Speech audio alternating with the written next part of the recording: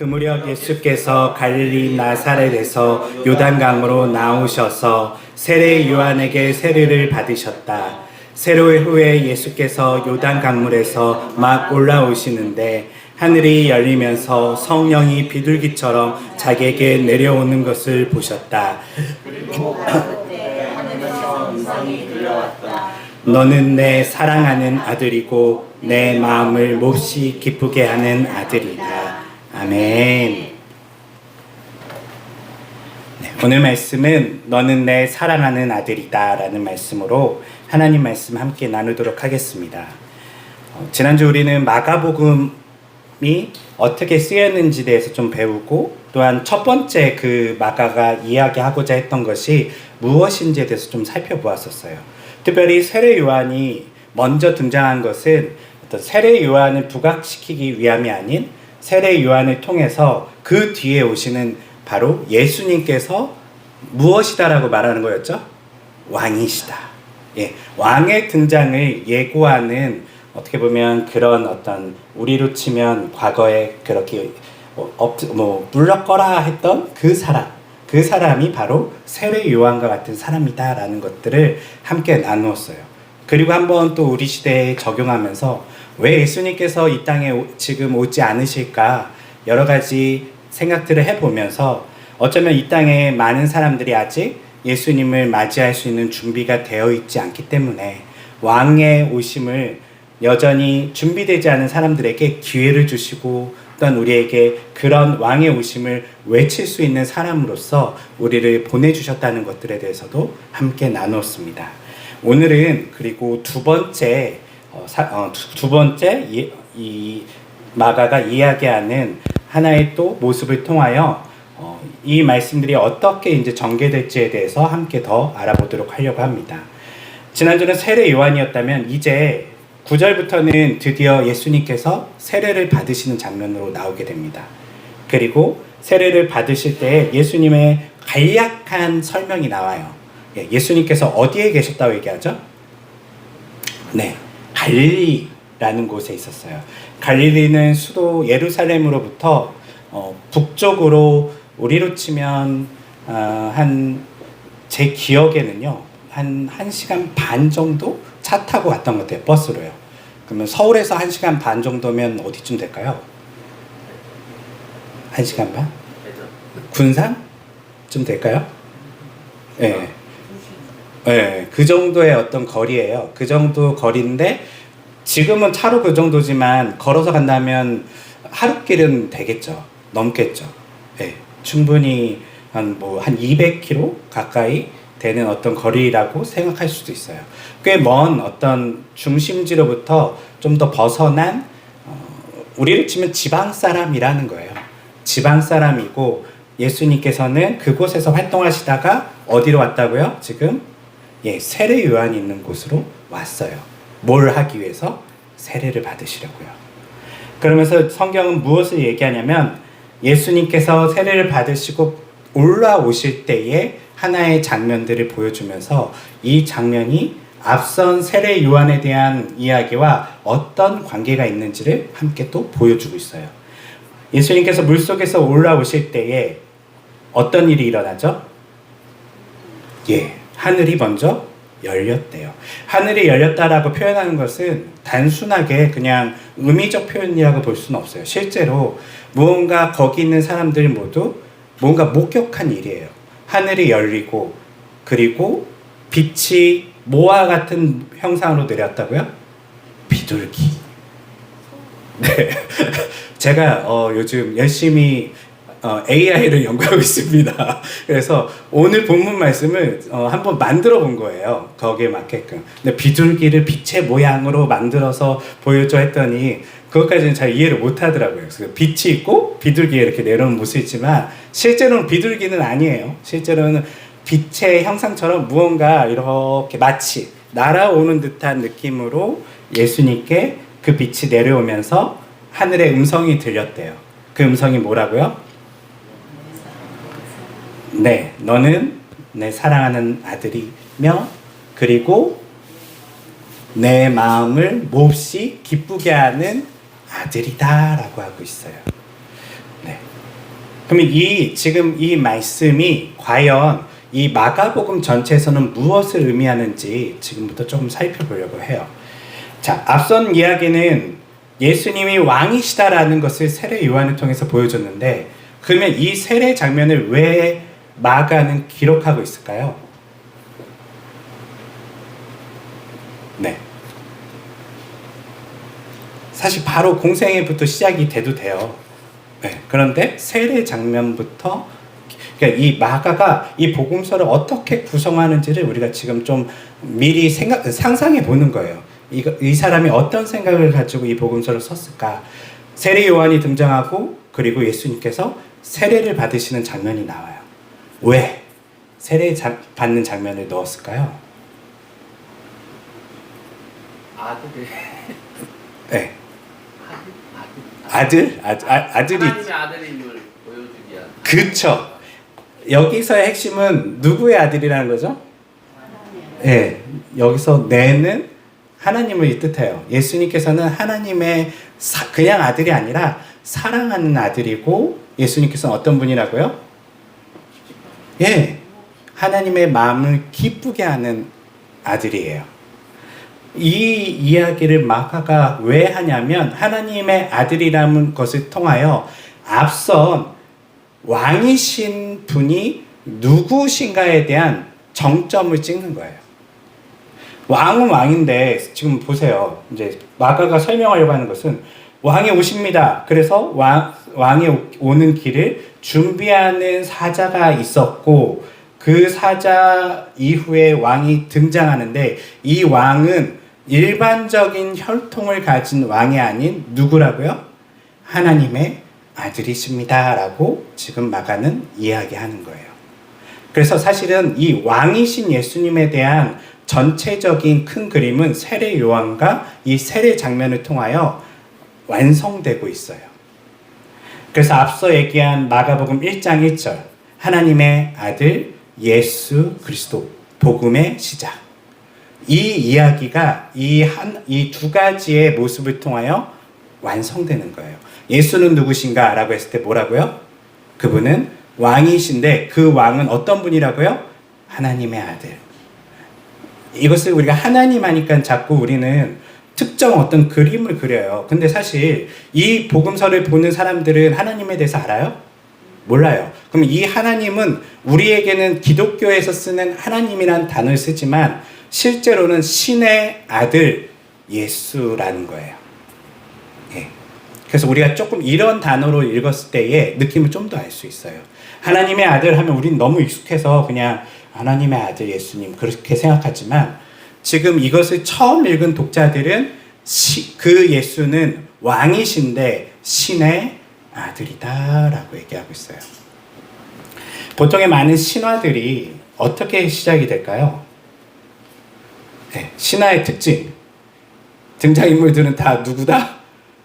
예, 신과 아니면 신의 자식이나 뭐 이런 어떤 이야기가 나와요. 그런데 마가도 사실은 비슷한 느낌으로 시작은 해요. 하는데 이제 복음서의 내용은요 완전 바뀌어버릴 거예요. 모든 로마나 고대 근동이나 그 지역에 있었던 신화는 그 신의 아들들이 이 땅에 와서 하는 행동들이 뭐였을까요? 엉망진창에 대한 이야기들이에요. 그들이 얼마나 신의 아들임에도 불구하고 그들이 얼마나 도덕성이 없는지, 얼마나 많은 문제를 일으켰는지, 뭐 이런 이야기를 하거나 아니면 힘자랑하는 어떤 영웅으로서의 모습만 보여주지만, 이제 하나님의 아들, 신의 아들 예수 그리스도는 어떤 분이신지 마가가 뒤에 쭉 설명하는데, 이제 이것을 통하여 읽는 독자들로 하여금 반전시키는 그런 어떤 느낌으로 이 복음서를 쓰고 있다는 것이죠.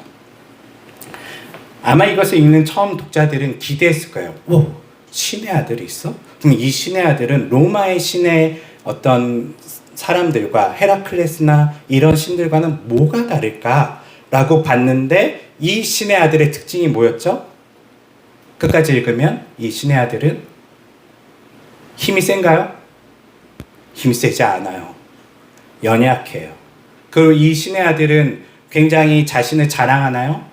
자랑하지 않아요. 겸손해요. 그리고 죽으시고 우리를 대신해서 희생하시고 사랑하는 분으로 이 복음서는 예수님을 소개하고 있어요. 이것을 읽는 당시의 독자들의 시선에서는요, 충격이에요. 마가의 이러한 어떤 글의 전개는요, 단순히 예수님의 이 일들을요, 시간 순서대로 엮은 게 아니에요. 실제 복음서는요, 예수님께서 하신 일들을 시간 순서대로 나열하고 있지 않아요. 어떤 생각을 가지고 예수님이 왜 하나님의 아들이시며 그분이 기쁜 소식인지 우리에게 이것을 설명하기 위해서 때로는 뒤에 있는 것을 앞으로 보내고요. 때로는 앞에 있는 것을 뒤로 보내기도 해요. 이런 방법으로 실제 복음서는 쓰여져 있다는 거예요. 이런 눈으로 우리가 이 복음서를 볼 때에 어떻게 봐야 하냐면 앞서 얘기한 것처럼 우리는 거기에 익숙해요. 이 전기를 읽듯이 시간 순서대로 자꾸 읽으려고 하는데 이 복음서는 어떻게 읽어야 되냐면 마가가 무엇을 강조하고자 하는가에 방점을 두고 읽어야 된다는 거예요. 그러면 이제 답이 좀 나왔죠. 마가복음은 어떻게 읽어야 될까요?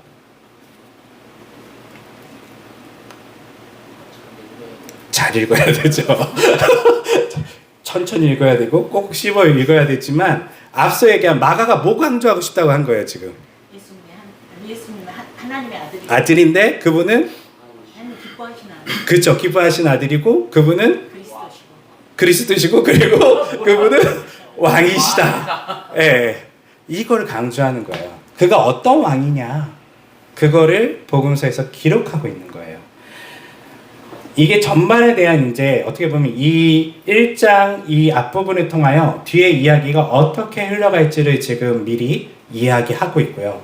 그리고 이 말씀은 또 하나의 특징을 가지고 있는데 특별히 11절에 보면 너는 내 사랑하는 아들이고 내 마음을 몹시 기쁘게 하는 아들이다.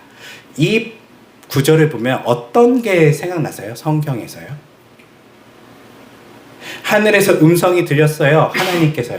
하나님께서 이러한 이야기를 한 적이 있을까요? 없을까요?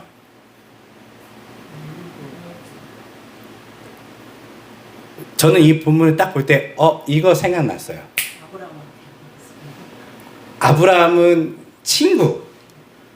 친구적인 느낌이고요. 이거는 지금 보면 아들이에요. 그리고 몹시 기뻐한대요. 성경에 이 이야기가 구약에 나오는 부분이 있습니다. 어디일까요? 하나님이 기뻐하시는 장면이 구약에 등장해요, 안 해요? 해요? 어디요?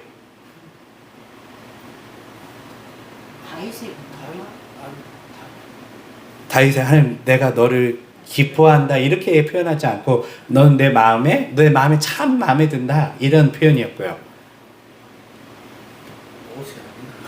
모세는 하나님의 마음에 안 드셨을 거예요. 모세는 맨날 혼나요. 하나님께 불려가서요. 사실 이건 창세기를 보시면 창조의 이야기에서 나타나게 돼요. 하나님께서 아담을 창조하시고 아담과 사람을 창조하시고 하나님 뭐라고 하시죠? 몹시 기뻐하세요. 몹시 기뻐하세요. 그 모습을 여기서 볼 수가 있어요.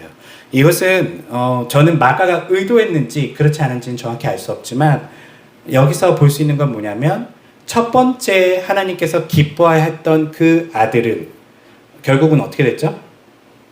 하나님의 말씀을 어겨요. 하나님의 법을 어기고 그는 실패하였지만 예수님은 이제 하나님의 말씀에 순종함으로써 이제 율법을 완성하실 분이세요.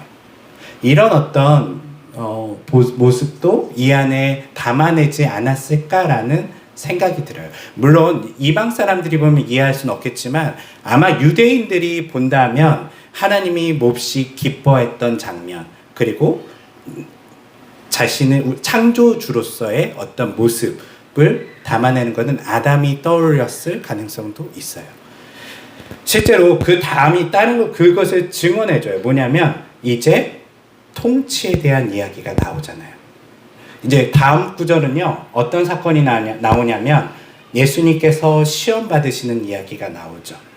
그리고 그 시험의 핵심에는 뭐가 있냐면 다스림에 대한 어떤 이야기들이 나와요. 이거 내가 너에게 다 줄게. 사단의 시험들이죠. 그리고 그런 시험 속에서 예수님은 항상 뭘 얘기하죠? 예, 하나님의 말씀 그리고 순종에 대한 이야기를 해요. 그러니까 이 왕에 대한 특징을 이야기하는데 예수님은 어떤 왕이시냐면 하나님의 말씀을 이 땅에 온전하게 실행할 수 있는 왕으로서의 모습을 마가는 이렇게 이 말씀을 통해서 담아내고 있고요.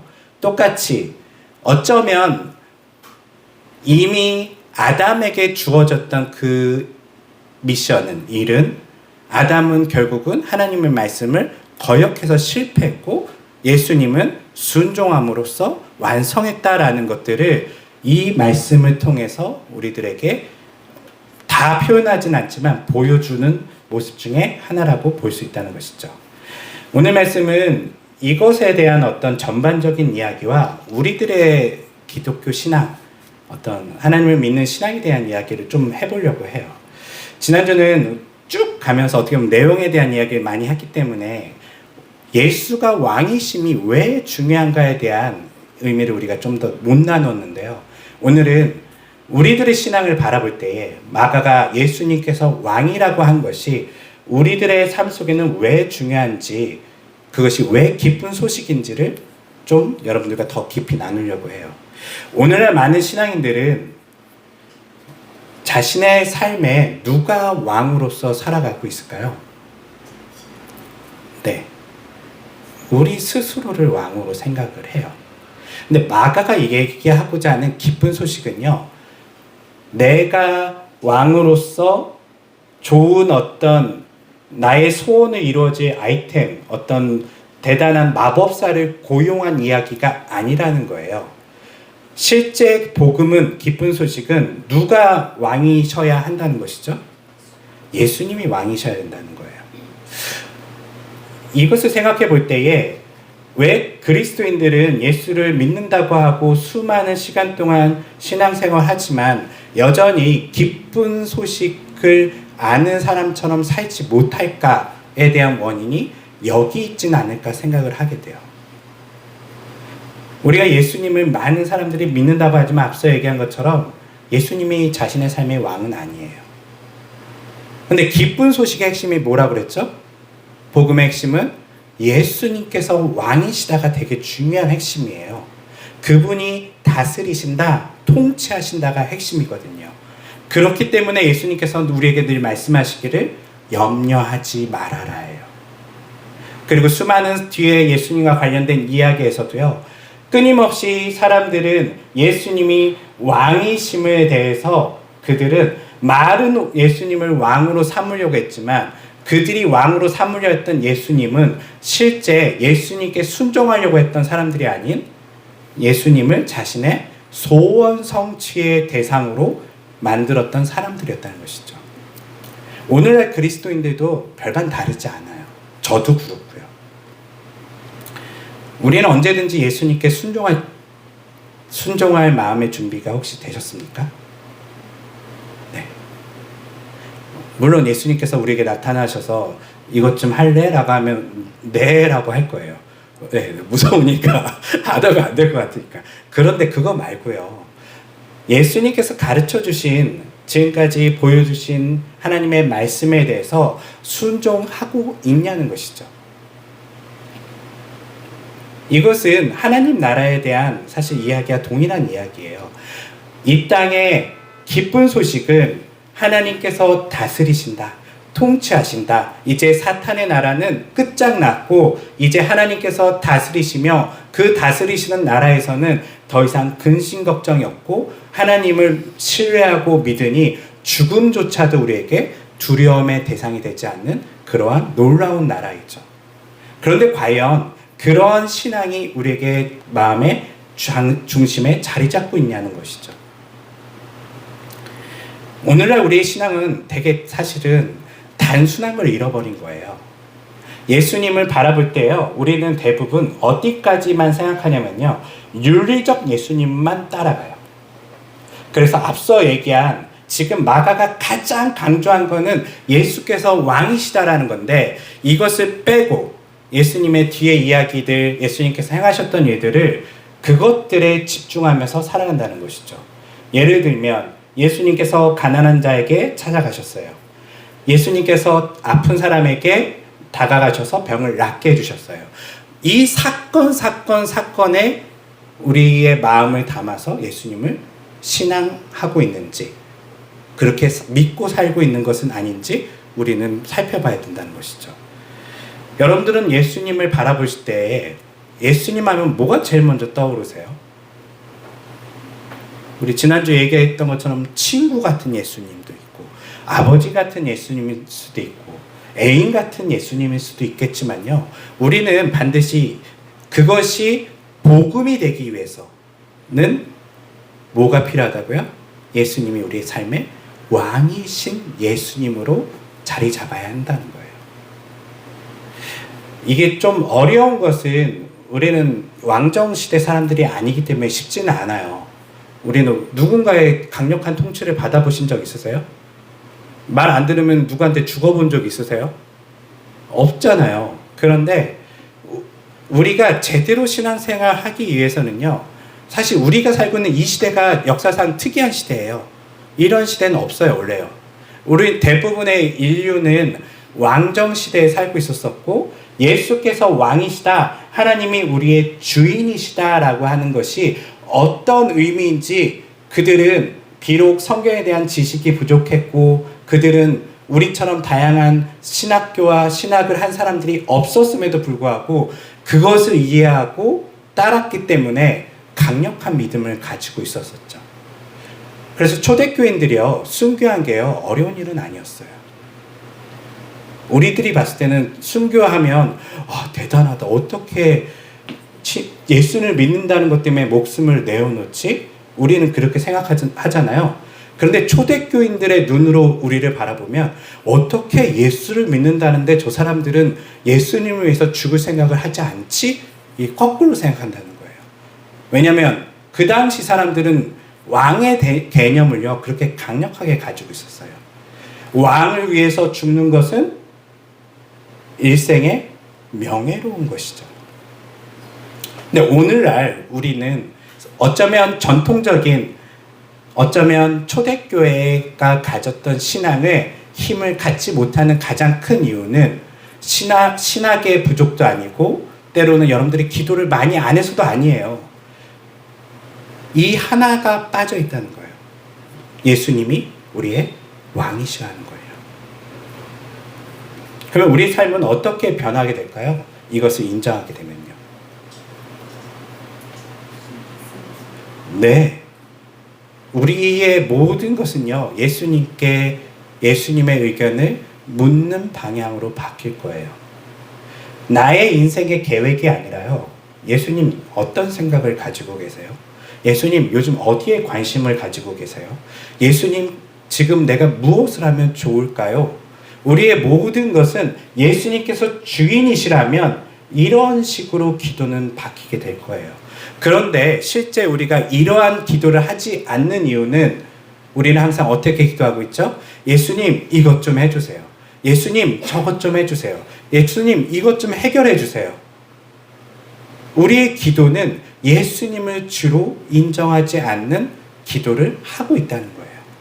물론 예수님께서는 너희의 필요한 것들을 주께 아뢰라라고 말씀하셨지만, 그 아뢰는 것은 앞선 예수님이 왕이라는 것, 하나님께서 통치하신다는 것을 알고 있는 사람의 아뢰는 우리처럼 아뢰지 않을 거예요.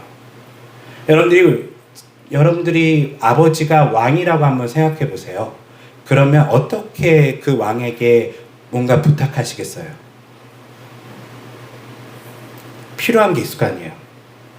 네, 그러면 어떻게 기도할까요? 네, 맞아요. 겸손하게. 아버지, 제가 이런 생각이 있는데 이렇게 하고 싶은데 아버지 생각은 어떠신가요? 내가 결정을 다 내리는 게 아니라 아버지의 뜻을 묻고 나의 의견을 아버지께 아뢰는 거예요. 그런데 한국교회 우리의 신앙생활을 보면요, 사실 하나님을 종으로 만들어요. 네. 많은 교회에 많은 헌금 봉투가 있죠. 특별히 헌금 봉투 중에 1,000번제라는 게 있어요. 네. 성도들이 왜 1,000번제 하시는지 아세요? 1,000번제를 하는 의미나 이유는 알까요? 해보신 적 있으시죠? 없나요? 네. 보통은 말 그대로 뭐냐면 내가 이거 1,000번의 어떤 기도나 헌금을 하면 하나님께서 뭐 해주신다?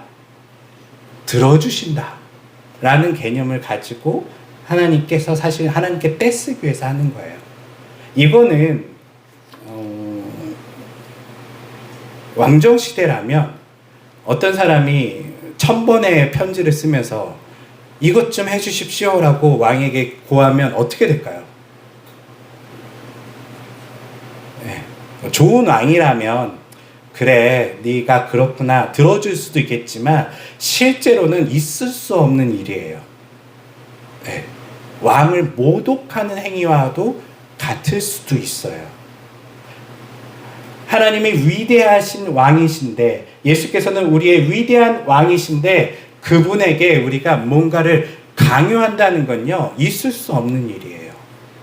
우리의 신앙이 제대로 된 신앙이 있다면 거꾸로 우리는 어디에 대한 늘 고민이 있어야 될까요? 하나님의 뜻, 예수님의 말씀을 이 땅에 실현하는 데 있어서 내가 잘하고 있을까? 못하고 있나? 이거 어떻게 하면 더 잘할 수 있지? 이런 고민을 하는 게 사실은 예수님을 왕으로 믿는 사람들의 모습일 거라는 것이죠. 그런데 실제 우리의 삶은 우리가 일주일 동안의 삶만 생각해 봐도 그런 생각을 거의 하지 않고 살 때가 많다는 거예요. 정말 여러분들의 삶 속에 예수님이 왕이십니까? 네. 그렇다면 예수님이 왕이 되게끔 여러분의 삶을 살아가셔야 합니다. 그분을 높이셔야 해요. 그분 앞에 여러분은 겸손해지셔야 돼요. 그분의 말씀을 들으셔야 되고 여러분의 시간이 아닌 예수님의 시간에서 항상 생각하고 그리고 그분께 필요한 것들을 아뢰 수 있는 사람들이 되셔야 돼요. 그런데 우리의 신앙이 거기와는 너무나 큰 거리가 있다는 것이죠. 그래서 어쩌면 저는 마가가 이 복음서를 기록할 때에 첫 부분에 지금 두 가지를 강조했다고 했잖아요. 하나는 예수님께서는 왕이신데 어떤 왕이냐면 위대한 왕이라는 거예요. 그냥 왕이 아니라 오래전 예언을 통해서 이 땅에 누군가 예비되고 준비되어야 될 만큼 위대한 왕이심을 마가는 보여주고 있고요. 그리고 그 왕은 누구시다? 신의 아들이다라는 것을 정점을 찍으면서 읽는 독자들로 하여금 예수님께 너희들은 뭐 해야 된다라고 하는 거죠? 순종해야 된다. 예수님이 왕이시라면 이제 예수님만 따라 그 법대로 살아가야 된다는 것을 보여준다는 것이죠. 왕정시대에 선택권은 없어요. 새로운 왕이 등장하면 이 사람은 어떻게 해야 되냐면 결정해야 돼요. 옛 왕을 따를 것인가 새로운 왕을 따를 것인가. 중간은 없어요. 어느 나라에 속해 있던 자기는 따라야 돼요. 그런데 새로운 왕이 바뀌었는데 옛 왕을 따라간다면 어떻게 될까요? 영모. 예, 반역이에요. 반역. 죽음이에요. 죽음. 그렇기 때문에 초대교회 성도들의 강력한 믿음은요, 여기서 나오는 거예요. 그들은 복음을 접하면 선택권을 가지지 않았어요. 지금 하나를 선택해야 돼요. 내가 이번에 예를 들면 그거예요. 로마의 황제가 있었는데 그 황제도 신의 아들이라고 막 소문은 났어요. 그런데 이제 마가와 수많은 예수님의 제자들이 복음을 선포하는 거죠. 아니, 세상의 진짜 왕이 이제 등장했다. 하나님 나라가 이 땅에 도래했다. 라고 하면서 예수님을 소개하고 있어요. 이걸 듣는 사람들은 이제 결정해야 돼요. 옛 왕인 이 세상의 왕을 따르든지 아니면 하나님 나라의 새로운 왕이신 예수 그리스도를 따르든지 결정을 해야 돼요. 그래서 초대교인들은 로마 황제와 대립할 수밖에 없었어요. 두 왕을 따를 수가 없었어요. 로마의 법대로 살면 좋겠죠. 그런데 예수님의 이 말씀과 부딪히는 부분에서는요, 일절 타협하지 않고 심지어는 목숨을 가져가라. 난 너희들의 그런 통치를 받을 이유가 없다. 왜냐하면 이 사람들은 누구의 나라의 사람들이기 때문에 하나님 나라 사람들이기 때문에. 오늘날 우리에게 초대교회의 순수함을 저는 저희 교회에 많이 사실 가지고 싶어요. 우리가 초대교회처럼 순수해지자. 나는 욕심 부리지 말고 복음 하나를 들으면서 서로 성령께서 그들을 교회로 만드신 것처럼 우리도 우리가 생각하는 교회를 만들지 말고 한번 말씀을 잘 배우고 같이 사랑으로 교제하면서 하나님께서 어떻게 교회를 만들어가는지 보자라는 것이 제 마음의 소원이지만 두 번째 소원은 이런 거예요. 초대교회의 믿음을 우리가 갖는 것이죠. 그런데 그 믿음의 핵심은요, 다른 게 아니에요. 성경의 지식에서 오지 않아요. 그들은 성경 없었다니까요. 네. 성경을 받을 수도 없어요. 대부분은 예수님을 지금 제가 설교하는 것처럼 누군가의 증언을 통해서만 들은 거예요. 그런데 그들이 어떻게 생명을 내놓을 만큼 강력한 믿음을 소유했냐면 바로 예수님을 왕으로 그들이 섬겼기 때문이라는 것이죠. 기독교의 부흥은 사실 이것으로 시작이 돼요. 오늘날 교회는 왜 추락하고 있을까? 많은 사람들이 분석을 해요. 뭐 세상이 바뀌었고 세속화됐고 세상이 재밌는 게 많아지고, 저는 이거 다 사실은 헛소리라고 생각해요. 세상에 재밌는 게 많으면 사람들이 그 재밌는 걸 따라가나요? 원래 그러면 교회는 더 재밌게 해줘야 되나요? 아니에요. 어떻게 하면 기독교의 복음이 다시금 회복될 수 있고 다시금 우리가 부흥할 수 있냐면 예수님께서 왕이심을 고백하는 사람들이 많아질 때 부흥은 임한다는 것이죠. 그런데 오늘날 우리가 이렇게 교회가 하락하는 이유는요, 단 하나예요. 더 이상 교회에서 예수님은 왕이 아니시다라는 것이죠. 우리는 예수님을 섬기는 사람들이 아닌 예수가 우리를 섬기게끔 우리는 지금 교회를 만들어 놨고, 그리고 그것을 복음인 양 다른 사람들한테도 야, 예수님께 기도해봐, 해결해 주실 거야, 이렇게 전하고 있다는 거예요. 예수님께 기도하면 해결해 주시나요? 해결해 주실 수 있지만 우리가 전해야 될 게 뭘까요? 마가가 이야기하는 그 첫 번째를 꼭 이야기해야 된다는 거예요. 예수님이 너의 왕이셔. 근데 그분은 너무나 좋은 왕이셔서 그분의 다스리심을 너가 받는다면 예수님께서 너를 돌보실 것이고 예수님께서 너에게 기쁨을 허락하실 것이고 세상의 어떤 근심과 걱정도 이 나라에서는 힘을 잃게 돼 라고 우리는 복음을 선포해야 하는데, 우리는 그런 선포가 아닌 예수님을 이 땅에 자신의 종으로서 어떻게 사용할지에 대해서 더 많이 연구하고, 어떻게 하면 하늘의 곳간을 열게 하고, 어떻게 하면 하나님을 움직이게 하고, 어떻게 하면 하나님을 우리의 종처럼 만들지, 램프의 지니처럼 만들지, 우리는 지금 교회에서 그런 것을 논하고 있다는 것이죠. 이거는 참담한 일이에요. 저는 그렇기 때문에 이 땅에 교회들이 추락하고 있다고 생각해요.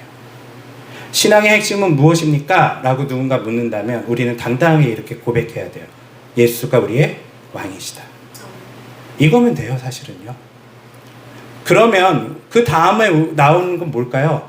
그분이 왕이시면 당연히 나는 그분에게 순종하는 자이고, 그 나라는 그분의 나라이기 때문에 나는 내 인생의 주인으로 사는 것이 아닌 예수께서 내 인생의 주인으로 사시면서 이 땅에 하나님의 나라를 가져오는 것을 우리는 볼 수 있는 것인데, 우리는 그렇게 하지 않고 있기 때문에 우리 삶에 여전히 복음이 기쁜 소식이 기쁘지 않다는 거예요. 사랑하는 성도 여러분, 강력한 내면의 기쁨은요, 여기서 오는 거예요. 사실은요. 예수님이 우리의 왕이시라면 걱정할 필요가 없어요. 그런데 우리는 이것을 자꾸 인정하지 않기 때문에 끊임없이 근심하고 걱정한다는 거예요. 한 번 더 다시 한번 고백합시다. 예수님은 여러분들의 왕이십니다. 한번 같이 따라해 볼게요. 예수님은 나의 왕이십니다. 그래서 우리가 지난주 말한 것처럼요, 얼마나 그분이 위대하신 왕이냐면 2000년이 넘는 시간 동안 지금 오지 않을 만큼 위대하신 분이라는 거예요. 한 사람이라도 더 준비돼야 되기 때문에. 길가에 지금 다 물러서라, 엎드려라 하고 있는데 여전히 고개 빳빳이 들고 왕이 누군지도 모르고 살아가는 많은 사람들에게 예수님께서는 땅끝까지 이르러 내가 왕이심을 증언하라라고 우리에게 말씀하셨거든요. 그렇기 때문에 우리는 이제 신앙의 생활에 있어서 이것을 꼭 항상, 저는 마가복음을 읽을 때마다 아니면 복음서를 읽을 때마다 그분이 누구신가라는 거기에 여러분들이 초점을 맞추셨으면 좋겠어요. 날마다 우리는 근데 이게 쉽지 않을 거예요. 네. 날마다 우리는 내가 왕으로 살고 싶어 하는 것이 우리의 모습이고, 그리고 이 세상의 모든 메시지가 그걸 전해주고 있잖아요. 너가 최고야. 너가 왕이야. 너 마음대로 해. 너가 결정해. 아니요. 그게 아니라 기독교인들은 뭐가 돼야 된다고요? 예수님이 왕이야. 그분의 말씀에 순종해야 돼. 죄를 짓고 안 짓고 이런데 도덕적이고 윤리적인데 여러분들의 마음을 두지 마세요. 거기서 신앙의 힘은 나오는 게 아니에요. 진짜 신앙의 힘은요, 예수를 왕으로 인정하는 거에서 나오는 거예요. 그렇기 때문에 내가 예수님의 법대로 살다 보면 거룩해지는 것이고, 예수님의 왕이시기 때문에 내 모든 물질과 내 모든 생각과 내 모든 육체의 인생의 시간까지도 그분한테 드릴 수 있는 그런 마음이 우리에게 생긴다는 거예요. 반대로 가시면 안 돼요. 말씀을 정리하겠습니다. 오늘 말씀은 사실 되게 짧은 말씀이에요. 예수님께서 이 땅에 오셨는데 마가는 그분이 세례를 받으신 후에 그분이 누구라고 증언하고 있다고요? 그분은 하나님의 아들이래요. 그 아들은 어떤 아들이라고요? 사랑하는 아들이며 기뻐하는 아들이래요. 왜? 이제 그 이야기가 마가복음을 전체를 설명할 거예요. 왜 하나님께서 예수님을 사랑하시며 기뻐하시는지 마가는 이제 뒤에 서술하면서 우리들에게 그렇기 때문에 그 좋은 왕을 우리의 왕으로 섬기라라고 마가는 우리들에게 증언할 것입니다. 기도하겠습니다.